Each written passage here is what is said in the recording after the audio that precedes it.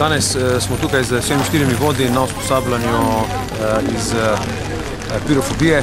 Usposabljanje je namenjeno, da pripadnik dobi občutek pri stiku z ognjem.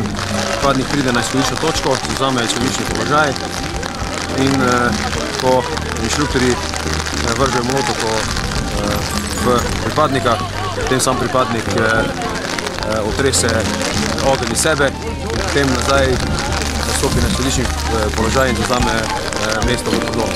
Predvsem najbolj pomembno od vsega je, da sam pri izvajanju nadzora množičnih nemirov sam kordon, se pravi, da ščiti drugega, da je kordon zaprt, da ni nekih praznin, tako da pripadniki ščitijo drugega pač pri raznoraznih stvareh, ki se pričakujejo od metanja raznih predmetov, molotov in podobnega. Postopke moramo obvladati, da ne pride do poškodb opreme, vojakov, oseb in tako naprej.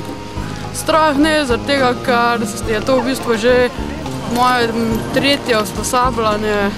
Eno smo izvajali tukaj, eno na misiji, pa zdaj zopet tukaj, tako da ni nekih težav s tem.